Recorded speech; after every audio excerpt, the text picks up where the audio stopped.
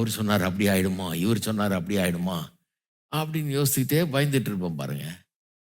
அதனால இந்த வார்த்தையினுடைய அர்த்தம் எனக்கு ரொம்ப அருமையா விளங்குது. இந்த 90ஆம் சங்கீதம் சொல்றதும், இந்த 39ஆம் சங்கீதம் சொல்றதும் எனக்கு ரொம்ப விளங்குது. நான் எவ்வளவாய் நிலையற்றவன் என்று உணரும்படி என் முடிவையும் என் நாட்களின் அளவு எவ்வளவு என்பதை எனக்கு தெரிவியும்ன்றான் இல்லையா? 90ஆம் சங்கீதத்தில் அவர் சொல்றாரு, நாங்கள் ஞான இருதயம் உள்ளவர்களாகும்படி எங்கள் நாட்களை எண்ணும் அறிவை எங்களுக்கு போதித்தரலுன்றார். இப்படி யோசிச்சுட்டு இருக்கும்போது என்னால் ஜெபம் பண்ண ஆரம்பித்தேன் பாருங்க. அப்போ எனக்கு வந்தது ஒரே காரியம் என்னன்னா, ஒரு வாழ்க்கை தான் இருக்குது. வாழ்கிறதுக்கு எத்தனை வாழ்க்கை இருக்குது? ஒரே ஒரு வாழ்க்கை. அந்த வாழ்க்கை ரொம்ப குறுகலான வாழ்க்கை. 80 வருஷம், 90 வருஷம், 100 வருஷம் வாழ்ந்தா கூட அது குறுகலான ரொம்ப சின்ன வாழ்க்கை தான். 120 வருஷம் ஃபுல் ஆயுசு வாழ்ந்தா கூட அது ரொம்ப குறுகலான வாழ்க்கை தான். ரொம்ப ஷார்ட் லைஃப். இதுக்கு போய் இவ்வளோ பயப்படணுமா? இதை செய்கிறதா இதோ இந்த லைஃப் தான், இவ்வளோதான் லைஃபே அப்படிங்கிற மாதிரி யோசிச்சுட்டு இருக்கிறேன் நான்.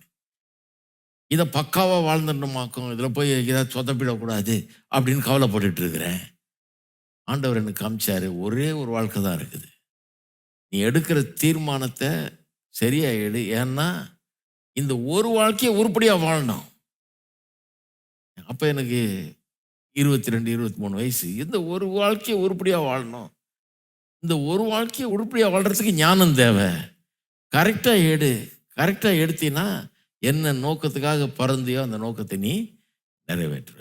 இல்லை இப்படியே யோசிச்சு யோசிச்சு யோசிச்சு ஊசலாடி அப்புறம் அப்படியே 50, 60 ஆயிடும் வயசு. அதுக்கப்புறம் ஒன்றும் செய்ய முடியாது. அப்போ என் வாழ்க்கையில் ஒரு பாயிண்ட் வந்தது. ஒரு தீர்மானம் எடுத்தேன். என்ன ஆனாலும் சரி, வெற்றி தோல்வி அதெல்லாம் பார்க்க போகிறதில்ல, என்ன ஆக போகுதுன்றதை பார்க்க போகிறதில்ல. இதுக்காக நான் பிறந்திருக்கிறேன், இதை நான் செய்ய போகிறேன். கடவுள் இங்கே போய் செய்கின்றாரு, அப்போ அதை நான் செய்வேன். அது மட்டும் இல்லை, ஊழியம் செய்யணுன்றது மட்டும் இல்லை, என்ன மாதிரி ஊழியம் செய்யணும், ஒரு சபைக்கு போதகனாக இருக்கணும் அப்படின்றத ஆண்டவர் எனக்கு காமிச்சார். அங்கேயே ஒரு சபைக்கு போதகன் ஆனம் பாருங்க. தெய்வாதீனமாக ஆண்டவர் நடத்தினார். கர்த்தர் வந்து அப்படி கொண்டு போனார் என்ன. நான் போதகன் ஆகணும்னு ஆசைப்படல, நான் இவாஞ்சலிஸ்டாக இருக்கணும்னு நினச்சிட்டு போனேன். அதுதான் பெரிய வேலைன்னு நினச்சிக்கிட்டு அங்கே என்னை போதகனாருக்கு கேட்டாங்க. ஒரு 25 பேர் தான் இருக்கு சபை. இது ஒன்றும் அட்ராக்டிவாகவும் இல்லை. அதை எடுத்தேன் பாருங்க. 1.5 வருஷம் அங்கே இருந்தேன். ஒரு சண்டே கூட மிஸ் பண்ணல. அவங்களே அந்த மாதிரி பாஸ்டர் பார்த்ததில்லை. அவங்க வெக்கேஷனுக்கு போகாது, எதுக்கும் போகாமல் ஒவ்வொரு ஞாயிற்றுக்கிழமையும் பிரசவம் பண்ணுவேன், ஒவ்வொரு வியாழக்கிழமையும் பிரசவம் பண்ணுவேன், காலையில் பிரசவம் பண்ணுவேன்,